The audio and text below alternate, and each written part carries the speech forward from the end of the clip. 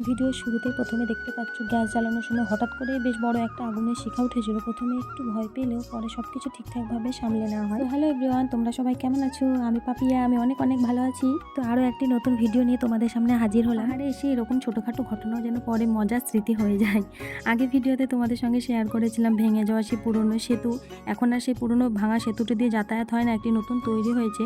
তবে সেই সেতুর পাশ দিয়েই বয়ে চলেছে সুন্দর নদী আর চারপাশে সবুজ পাহাড়। দেখো জায়গাটা অতটা সুন্দর লাগছিল যে আমরা সবাই মিলে এখানে ঠিক করলাম যে এখানে সবাই মিলে ম্যাগি করা হবে। নাকি দেখো ইনি হচ্ছেন আমাদের মিলন ভাইয়া। তো আমার সম্পর্কে ভাসুর হচ্ছেন। তো মিলন ভাইয়া না থাকলে কিন্তু কোনো টিমই জমে ওঠে না, মিলন ভাইয়া থাকলে ভীষণ জমিয়ে দেয় টিমটিকে, এত মজার একটি। আর একদিকে তো নয়নদা একা একাই সেলফি তুলতে ব্যস্ত। এখানে দেখতে পাচ্ছ আগুনটা একটু বেশি জ্বলে ওঠার কারণ ছিল আমাদের গ্যাসের ওভেনটা একটু সামান্য সমস্যা ছিল।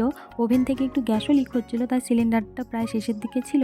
আর ফলে রেগুলেটরটা সামান্য ঘোরাতেই একসঙ্গে বেশি গ্যাস বেরিয়ে যায়, তাই সেই কারণে হঠাৎ করে আগুনটা জ্বলে ওঠে। তো অবশেষে গরম গরম ম্যাগি রেডি, আর আমরা সবাই মিলে গোল করে দেখো খেতেও বসে পড়েছি। তবে ঠান্ডা পাহাড়ি আবহাওয়ায় সেই গরম গরম ম্যাগির স্বাদ যেন আরো কয়েক গুণ বেড়ে গিয়েছিল। সবাই মিলে বসে খাওয়ার গল্প করার আনন্দটাই ছিল অনেক। পাহাড়ে ঘুরতে এসে অনেকেই বড় বড় জায়গা অনেক কিছুই কথা মনে রাখে, কিন্তু আমার কাছে এই ধরনের ছোট ছোট মুহূর্ত সবচেয়ে মূল্যবান। রাস্তার ধারে দাঁড়িয়ে একসঙ্গে চা খাওয়া, বৃষ্টিতে ভেজা, আর এমন নদীর পাশে বসে গরম গরম ম্যাগি খাওয়ার আনন্দ অন্য কিছুর সঙ্গে তুলনা হয় না। মিলন ভাই এখানে দেখাচ্ছিল পুরো ভিউটা, দেখো আমরা কোথায় এসে ম্যাগি করছি, অসাধারণ একটি জায়গা। বলতে লাচুং যাওয়ার পথে এই ছোট ম্যাগি পার্টিটা আমাদের পুরো ট্রিপের অন্যতম সেরা স্মৃতি হয়ে থাকবে। ভিডিওটা কেমন লাগলো অবশ্যই কমেন্ট করে জানাবে, ভালো লাগলে লাইক শেয়ার অ্যান্ড সাবস্ক্রাইব করতে ভুলো না। তো চলো আজকের মতো বাই।